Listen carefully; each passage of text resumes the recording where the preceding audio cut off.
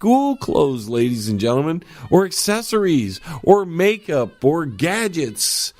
So this high school in northwestern England is attempting to level their playing field for disadvantaged students by banning expensive coats and jackets from some Canadian-based companies. Why are they targeting Canada? What did Canada do to them? They make cool jackets for winter because it's cold there. They should be really good at making cool jackets. And because you're importing them, that's going to make them a little more expensive, a little more trendy. And here's this school going, the poor kids can't afford them. The poor kids and their parents can't afford them, so we're banning them from school. You can't bring them into school. Don't bring them into school. We don't want them here. According to the school, these coats cause a lot of inequality between their pupils. That's one of the head teachers told, you know what organization, ladies and gentlemen? They told that to CNN. Inequality because the poor kids can't afford the cool jackets, or their parents can't afford the cool jackets. So the rich kids who go to the same school are banned from having them. You can't show them off. And it's not like they're the really rich kids like the ones that come from royalty. They're just they're a little more wealthier than the other kids. And because we can't have that in the country of Harry Potter, they can't have the cool jackets because they have a little bit more money. What would the Malfoys do?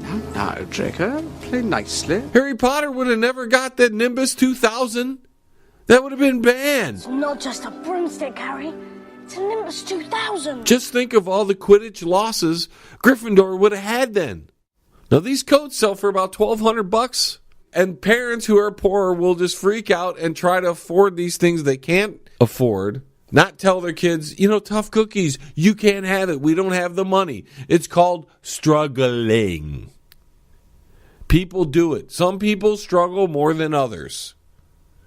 It's called life. Not everything is provided to you. You don't get everything you want. You can't achieve everything you need to achieve in life. Very few of us do. Very few of us, and you better have a head start to get there. That means parents and generations of family have set the grandkids and the great-grandkids up so that can happen. You can't just do it in one generation. Rarely. But over in the United Kingdom, they have to have inequality standards to where certain kids can't have jackets brought to school. They're banned because the other poor little kid's going to cry. I want one and I can't have it. And then the parents are like, we can't afford to buy you one. But I want one, Mommy. She can't have one. Who says I can't? The man with the funny hat. I want one. I want a golden goose. Hopefully I didn't lose any listeners from the United Kingdom. We've got a few stations out there. We don't want to do that. Let's switch away from the United Kingdom for a moment, if we may. Talk about the number of witches in the United States is on the rise. Yeah, it may surpass 1.5 million, ladies and gentlemen, according to a new story on CNS News. A report in the Christian Post contends that the number of witches and Wiccans has dramatically increased since the 1990s to the degree that there may be at least 1.5 million witches in the United States, which is higher than the 1.4 million mainline Presbyterians. So everybody is moving over to Luciferianism and dark magic and all that. Apparently, somebody's going to the American version of Hogwarts, and now they're producing lots of witches throughout the United States. There! You take a witch's wand! The practice of witchcraft, according to this report, has grown significantly in recent decades. Those who identify as witches has risen concurrently with the rise of the witch aesthetic.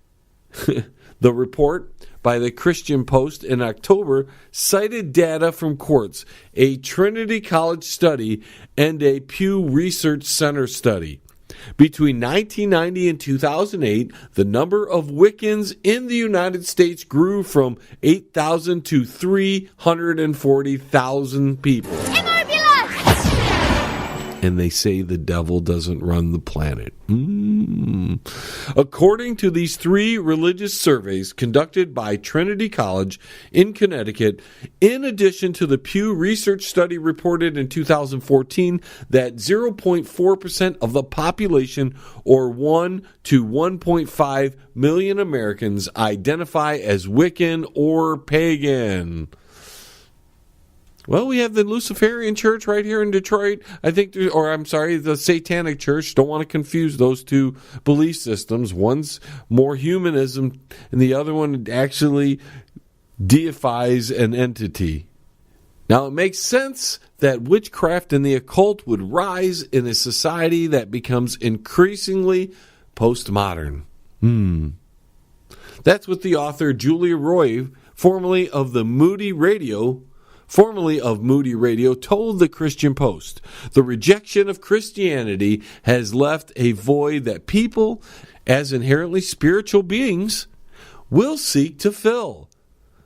So, Christianity, who was ruined because paganism was crossbred into Christianity, and what springs from it? A larger form of paganism, Wiccanism. Now, one would say that maybe it was always the plan to destroy Christianity, so that the religion, the ancient mystery religion of Babylon, which is a form of paganism, would rise again on the planet. Destroy all forms of religion except the one they want. Now, she added that witchcraft is especially attractive to millennials because it has been effectively repackaged. No longer is witchcraft and paganism satanic or demonic publicly. Although if you go down to the Satanic Church in Detroit, I think you would see differently. But, don't want to call anybody evil. Don't want to call evil, evil. Don't want to call darkness, darkness. Don't want to call bad, bad. That's insensitive. So on one hand, we've got Christianity being destroyed. You have Islam being attacked. It looks really bad. They look like the worshipers of death. I mean, you don't want to blame everybody for that. I'm just talking the terrorist people. If you say the wrong thing, people will create their own meanings for what you said, and they'll say, you said all Muslims were evil and bad. I'm just talking about the ones that bomb people and kill people and cut people's heads off, rape women, burn people alive. Those people. If they're not doing any of that, if they don't wish hate on other people, if they don't want to convert everybody, then the Jewish people are attacked by everybody else because the Jews are always attacked. And the one religion gaining popularity here in the United States is the paganism, Wiccanism, witches, wizards. It's Hogwarts in America, everybody. Welcome to Hogwarts. Just don't be a Death Eater. I guess if you want to be a Death Eater, that's all right. Because nothing's bad anymore. Nothing's bad. Whatever. We're going to take a quick break. We'll be right back, folks. Now sit your butt down. The John LeBang Show will be right back. And I promise you'll love it. Yes. I'd like to take a quick second here to tell you about our new sponsor, Quality One Painting. For interior and exterior painting needs, call Tom at Quality One, 313-982-2986. Tom will give you free estimates, senior discounts, and I can tell you from meeting the gentleman, he's one of the nicest guys on the face of the planet. So for a quality paint job with a professional attitude, call Tom at Quality One Painting. That's 313-982-2986. 313-982-2986. Quality One Painting. Hey, man, it's at the bottom of the hour, man. Do you know where your kids are, man? You're listening to the John LeBang Show. It's better than some Thai stick, man. Yes, and I bet you're loving it. Hey, pass that over.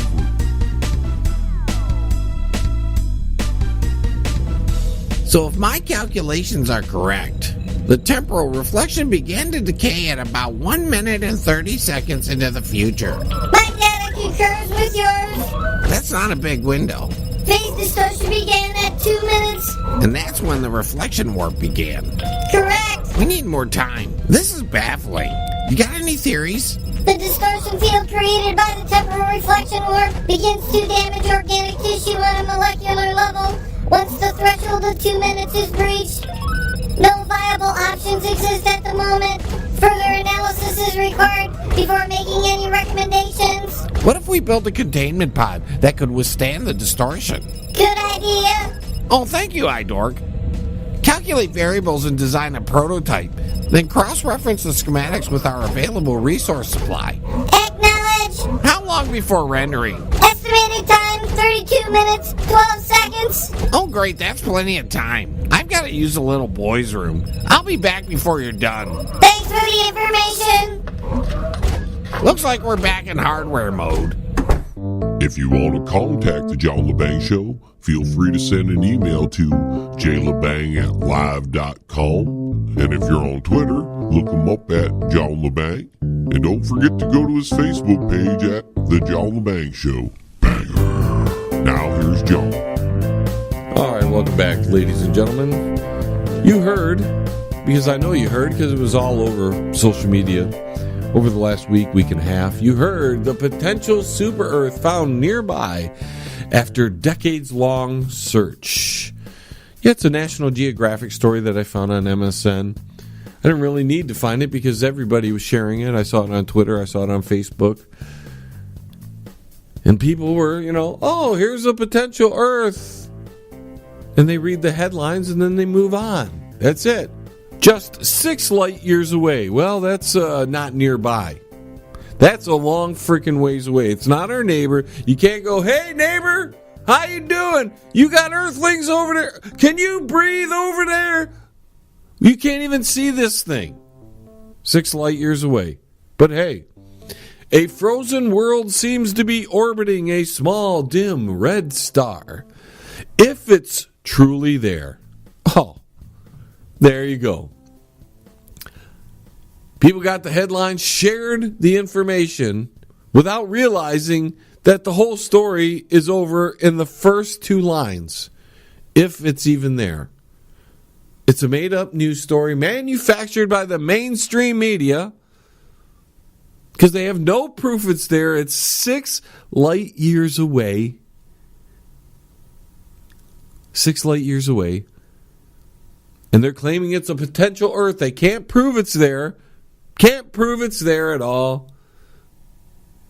Remember, I think this is the same planet we talked about a few years back. And here in the first 2 lines, the truth is told. They don't know it's there. It shouldn't even be a news story. But it is. It's one of those manufactured news stories because maybe it was a slow day. And they go, hey, we got anything we can print this week? We got anything we can post on the web? And a guy over at National Geographic says, well, we can talk about that planet that might not exist. Is it an alien planet? Yep, it's a frozen alien planet. But it might not exist. We don't know if it exists, but the scientists are speculating it's there. Oh, yeah, let's run with that. Let's run with that news. Give it a big headline, though. How about this, boss? Potential super Earth found nearby after decades-long hunt. Oh, that's great. That's great. Just make sure to tell them we don't know if it's really there. No problem, boss. No problem. Supposedly, this alien planet that they can't prove is there, would at least partially fulfill a fantasy decades in the making. And it could become one of the most promising targets for astronauts keen on getting to know how many worlds beyond our solar system. I mean, this is a long ways away, too, because we've got to study all the planets in our solar system still. And we're just scratching the surface publicly on Mars. And that's some 50 years after we went to the moon. Okay.